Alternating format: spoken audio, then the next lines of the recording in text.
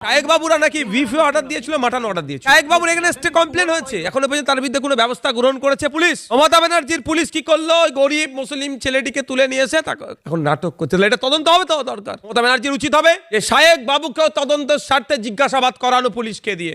শায়েক বাবু না ছাড় পায়, আর ওই গরিব মুসলমানটাকে আপনি জেল খাটান। হাতে যে আইনটা ছিল অসীম সরকারকে জেলে রাখা দরকার ছিল। ইসলাম সম্পর্কে, কোরআন শরীফ সম্পর্কে যেভাবে মিসলিড করছে, মিসগাইড করছে, জনমানুষে দাঙ্গার পরিবেশ তৈরি করে দিতে চেয়েছিল। যদি শেখ নাসিমউদ্দিন ইচ্ছাকৃতভাবে ওকে বিফ খাইয়ে থাকে, ওর জেলে নাসিমউদ্দিন না ছাড় পায়, জামিন পেয়েছে তো কি হয়েছে, শাস্তি হোক।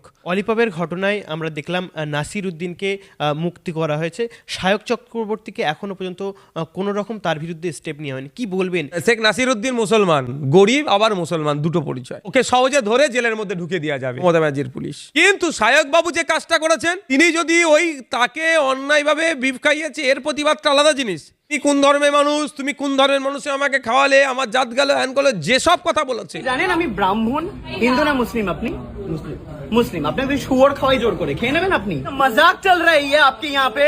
কলকাতা মে আপ লোগ বিজনেস কর রহে হো। ওনার ইন্টেনশনই ছিল এটাকে একটা সমাজে, এটাকে একটা খারাপ বার্তা ছড়ানোর। শায়েক বাবুর এগেইনস্টে কমপ্লেন হয়েছে, এখনো পর্যন্ত তার বিরুদ্ধে কোনো ব্যবস্থা গ্রহণ করেছে পুলিশ।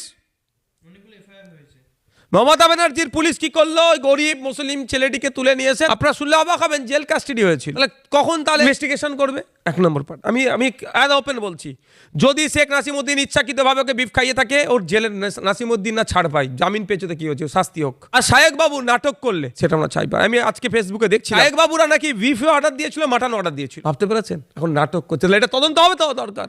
মমতা ব্যানার্জির উচিত হবে যে শায়েক বাবুকেও তদন্তের স্বার্থে জিজ্ঞাসাবাদ করানো পুলিশকে দিয়ে।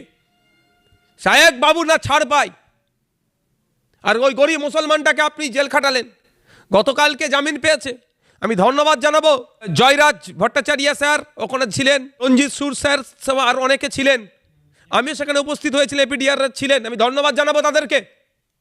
তারা যথেষ্ট পজিটিভ ভূমিকা নিয়েছে বলে ওই গরিব মুসলিম ওয়েটার বা বেয়ারার যাই বলেন না কেন, ওই শ্রমিকটার সহজেই তারা জামিন পেয়ে গেছে, অন্যথায় তাকে জেলের ভাত খেতে হতো। আমিও সেখানে উপস্থিত হয়েছিলাম। আমার কন্ট্রিবিউশন অল্প, সব থেকে বেশি কন্ট্রিবিউশন হচ্ছে ওইখানে যারা ছিলেন, এপিডিআর থেকে শুরু করে ওই রঞ্জিত বাবু থেকে শুরু করে জয়রাজ বাবুদের আমি ধন্যবাদ জানাই তাদেরকে। তারা এগিয়ে এসেছে, এইরকমভাবে এগিয়ে আসাও দরকার। সমাজের সংখ্যালঘু সমাজেরকে দমন পীড়ন করা হচ্ছে, সংখ্যাগুরু সমাজ যদি না এগিয়ে আসে, এর নিস্তার হবে না।